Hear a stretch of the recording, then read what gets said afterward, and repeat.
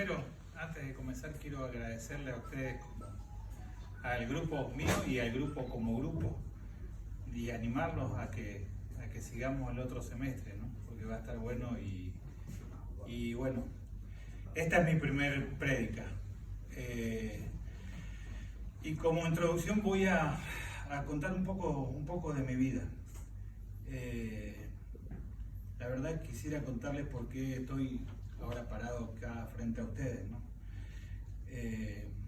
Para comenzar, es la primera prédica de mi vida. Creo que la palabra por la cual estoy hoy acá es la vanagloria de la vida. Yo que vengo de una familia humilde, con muchas carencias, no llego a un país que no es el mío, donde Dios decide bendecirme de gran manera. ¿No? Comienzo a tener todo lo que había soñado, ¿no? Van pasando los años, voy adquiriendo cosas materiales que deseaba, y también voy adquiriendo problemas que no deseaba, ¿no? Es más, ni siquiera sabía que existían. En ese tiempo creo que fue cuando me vanaglorié. Comencé a solucionar esos problemas. Y en algún momento me salió, como decimos, el argentinito que llevamos todos dentro, ¿no? Y pensé que yo lo resolvía, hasta que perdí el rumbo en mi vida, ¿no? Un buen día Dios me recordó quién era Él, y también me mostró que yo era nada sin Él. Y ahí, que creo que esto nos pasa a todos, me comenzó a pasear por un montón de valles de sombra, ¿no?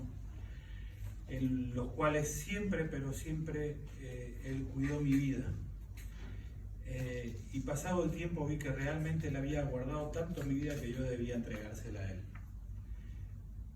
Y que solo debía hacer mi vida para Él. Al principio la verdad que en el proceso sufrí mucho.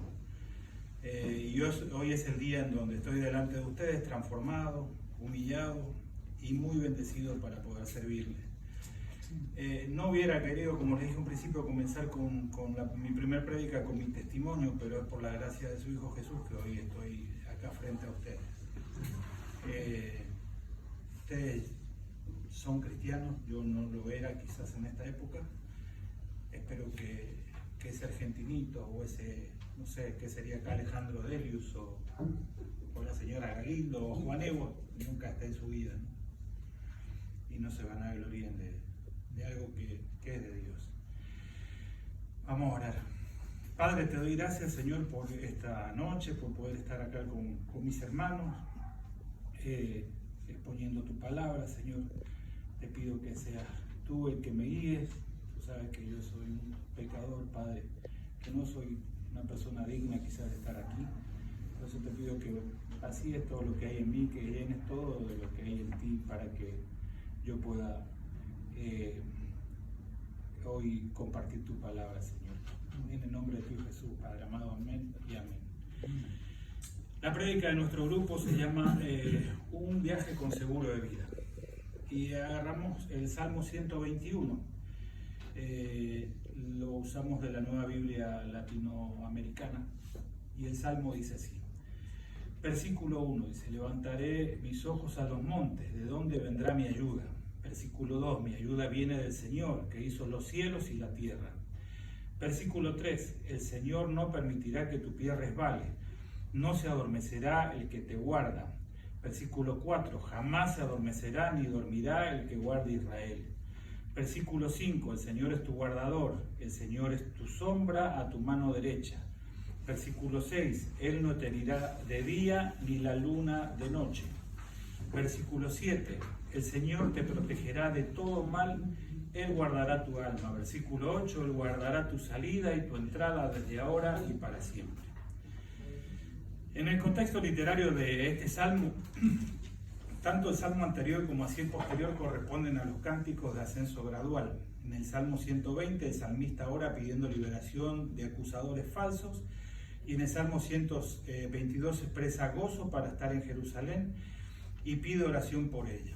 Otro dato importante es que hay 15 salmos que reciben el nombre de cánticos de peregrinaje, entre ellos los salmos desde el 120 al 134.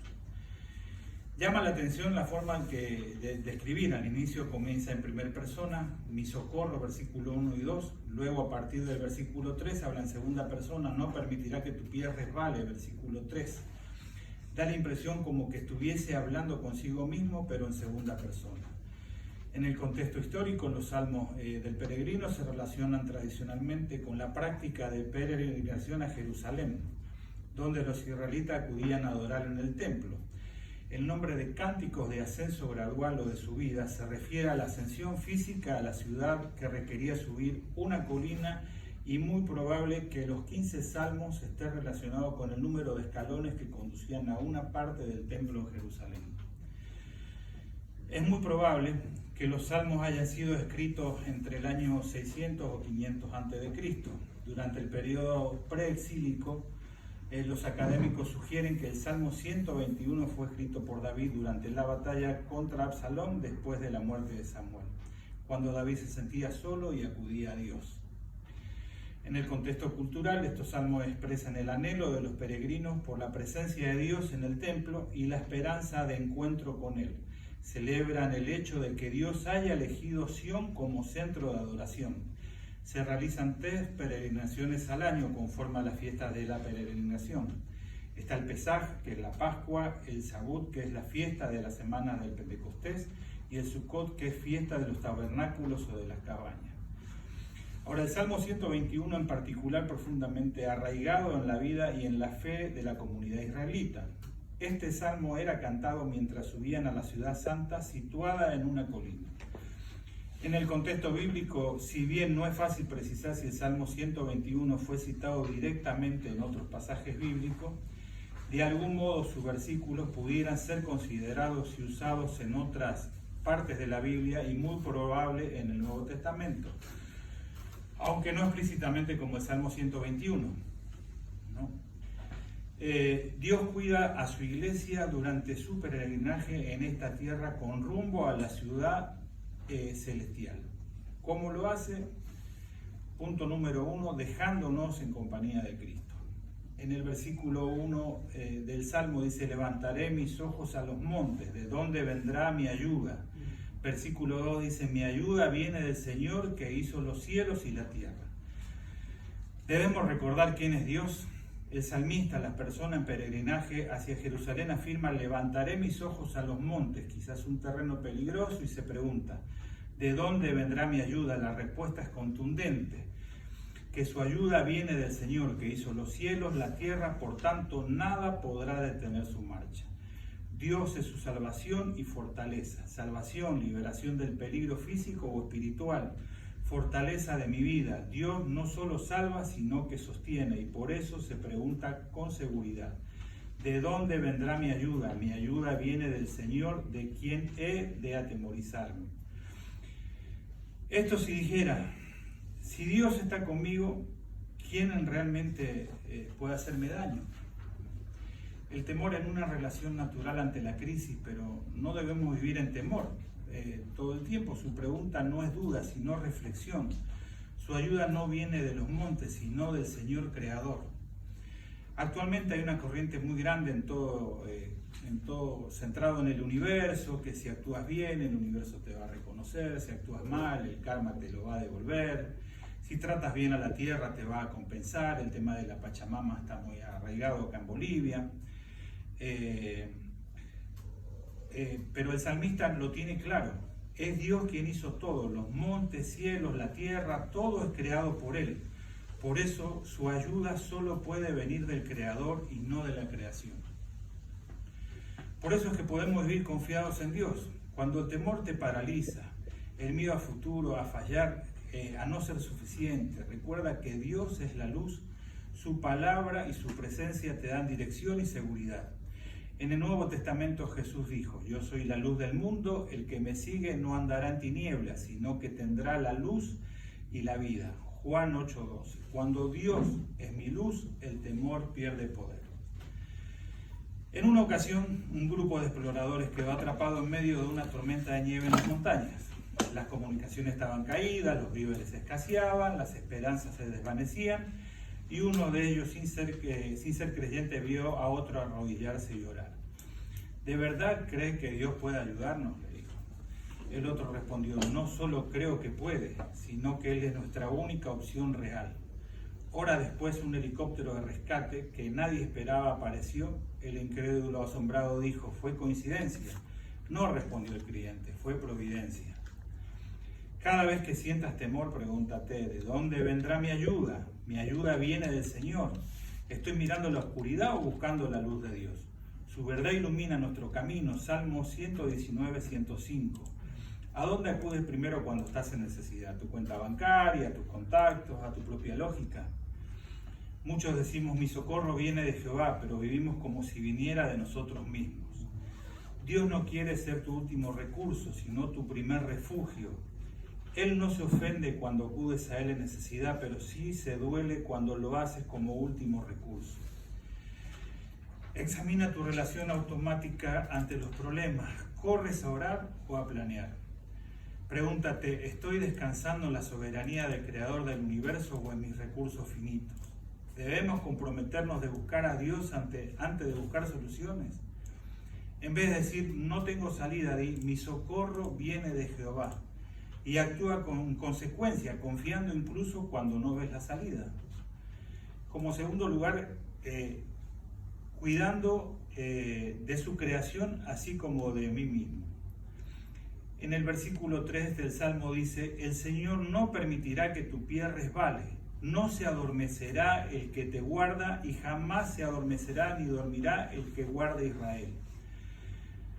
La palabra guardar, velar, se repite en estos versículos. El Señor que guarda Israel de manera colectiva es también el que guarda de manera individual. Por ello no permitirá que tu pie resbale. Salmo 38, 16, pues dije: que no se alegren de mí todos, que cuando mi pie resbala se engrandecen sobre mí. Y en el Salmo 66, 9 dice: Él es quien nos guarda con vida y no permiten que nuestros pies resbalen. No se adormecerá ni dormirá. Dios nunca duerme, no hay ningún riesgo en que el salmista sea olvidado. Elías ridiculizó a los profetas de Baal en 1 Reyes 18, 27, al sugerir de manera sarcástica que su Dios estaba dormido cuando ellos lo necesitaban. En contraste con los ídolos que no pueden ver ni oír, nuestro Dios es vigilante, atento, activo. Él no se duerme ni se distrae. Mientras tú duermes, Él vela. Mientras tú dudas, Él sigue guardando. Nuestro Dios no solo no está dormido, sino que jamás siquiera se adormecerá, hermano. La confianza no nace de tener todo bajo control, sino de saber que Dios lo tiene. Hace muchos años, en un barco de guerra navegaba por aguas peligrosas. A bordo iba el capitán junto con su esposa. Durante la travesía, el barco fue atacado por piratas. Las alarmas sonaron, el barco temblaba y el peligro era real. La esposa del capitán, al escuchar los gritos y el estruendo de los cañones, corrió hacia él visiblemente asustada y le dijo: no tienes miedo, nos pueden matar. El capitán la miró con serenidad, tomó su espada y en un acto inesperado la apuntó hacia el pecho de su esposa. Ella dio un paso atrás sorprendida, pero no gritó. ¿Tienes miedo de esta espada?, le preguntó. No, respondió ella, porque está en tus manos y yo sé que me amas. El capitán entonces le sonrió y dijo: así como tú confías en mí, aunque tengo una espada en mis manos, el Dios que me ama, me protege y me cuida, yo confío en Dios. Aunque ahora estemos en medio de esta batalla, Él tiene en control, y aunque la tormenta ruja, estoy seguro de su voluntad. Muchos creyentes viven con ansiedad constante, como si la vida dependiera de la vigilancia, de su control o la perfección. Pero Dios dice: yo te guardo sin descansar. Si Él no duerme, tú puedes dormir. Si Él te guarda, tú puedes soltar. Dios no te pide que cargues el mundo sobre tus hombros. Te pide que descanses sabiendo que Él no deja de vigilarte ni siquiera un segundo. ¿De qué cosas te cuesta soltar el control? Tu familia, tu salud, tu trabajo. A ver, les propongo un ejercicio. Esta semana escribamos 3 áreas donde más luchamos: el miedo, la ansiedad, y entreguémosela a Dios, ¿no?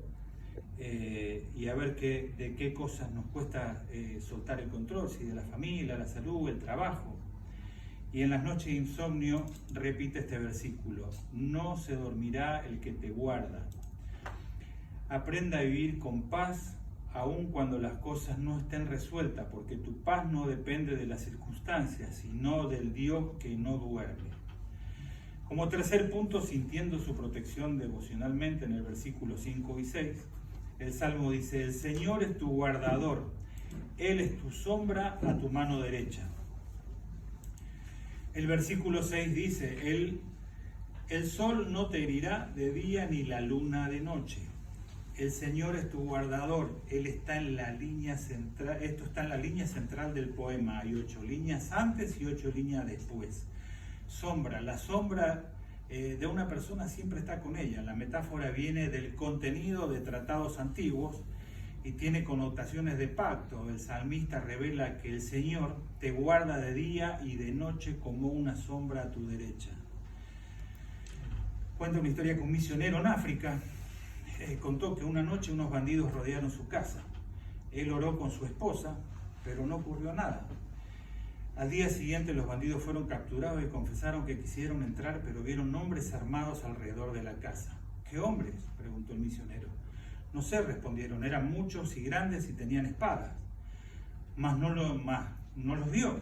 ¿Quiénes eran? Ángeles de Dios. Dios guarda a los suyos incluso cuando no los vemos. Vivimos en un mundo impredecible, accidentes, enfermedades, violencia, incertidumbre, pero Dios promete no solo protección física, sino perseveración espiritual y eterna. Aun si nuestros cuerpos sufren, nuestras almas están seguras en Él. Su protección no es temporal, es eterna.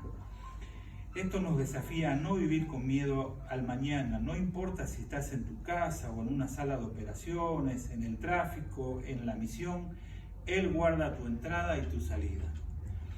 ¿Estás viviendo con temor al futuro? ¿Te paraliza la incertidumbre? Reconoce que Dios no garantiza ausencia de pruebas, pero sí presencia y perseveración en ellas.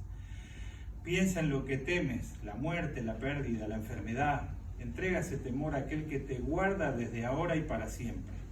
Adopta una mentalidad de peregrino. Este mundo no es tu hogar. Final, la seguridad total vendrá en la gloria eterna. Mientras tanto, camina confiado bajo el control del Altísimo. Y finalmente, como punto 4, Dios nos aleja del asedio del mal en todas partes. Versículos 7 y 8. El versículo 7 dice: el Señor te protegerá de todo mal, Él guardará tu alma. El versículo 8 dice: el Señor guardará tu salida y tu entrada desde ahora y para siempre. El Señor te protegerá de todo mal, traducida como daño, dificultad, calamidad, salida y entrada, una forma de expresión que significa en todas partes. El Señor te protegerá de todo mal, Él guardará tu alma. El Salmo habla de la protección divina contra los peligros y los males y bienestar. El Señor guardará tu salida y tu entrada, desde ahora y para siempre, enfatiza. La protección de Dios en nuestras actividades diarias, desde nuestra entrada en un lugar hasta nuestra salida de él, y enfatiza que en esta protección es continua, no solo en el presente, sino también en el futuro. Hay días que cuando mi hija era pequeña, dormía muy bien, pero había noches en donde ella estaba soñando, comenzaba a llorar despacio. De ahí su llanto era más fuerte, se despertaba, veía que el cuarto estaba oscuro, vacío, se asustaba y lloraba más fuerte, pero de pronto yo iba a su lado, le agarraba la mano, le hablaba despacio, de inmediato el llanto y el miedo desaparecían y se quedaba calmada. ¿Qué cambió? El cuarto sigue igual, de oscuro, pero ahora está acompañada de su papá y sabe que puede estar tranquila. Así funciona la vida con Dios, no siempre cambia el entorno, pero su presencia lo cambia todo. Así como el niño corre a refugiarse en los brazos de su padre, debemos refugiarnos en Dios. ¿En dónde te estás refugiando? En las redes sociales, en donde muestra tu mejor versión, pero nadie conoce tu dolor real. En tus amigos, pero sentís que no te entienden, en realidad en la soledad. Hoy Dios quiere recordarte esto: no estás solo, no tienes que vivir con miedo. Tu Padre está contigo, su luz te guía, su presencia te rodea y su amor te sostiene. ¿Estás listo para dejar de vivir en temor y comenzar a confiar en aquel que nunca te deja solo? Y para terminar, hermanos, hemos visto que en un mundo lleno de ruido, miedo y vacío, la presencia de Dios es nuestra respuesta. No se trata de ignorar lo que sentimos ni de fingir que todo está bien. David, un guerrero valiente, también sintió temor. También enfrentó la soledad, pero su confianza no estaba en sus fuerzas ni en sus habilidades. Su confianza estaba en Dios, en su luz, en su salvación y en su refugio. Cuando el temor te paralice, recuerda: Dios es tu luz. Cuando la soledad te abrace, recuerda: Dios es tu refugio. Y cuando el mundo te grite que no puedes más, recuerda: en la presencia de Dios hay descanso para tu alma. Vamos a orar. Padre, te doy gracias por esta noche. Te pido por los hermanos que van a seguir compartiendo tu palabra, Señor, que sigas presente en este lugar. Y muy especialmente te pido por todo este grupo que ha estado todo este tiempo compartiendo y aprendiendo tu palabra, Señor. Te doy gracias en nombre de tu Hijo Jesús. Amén y amén.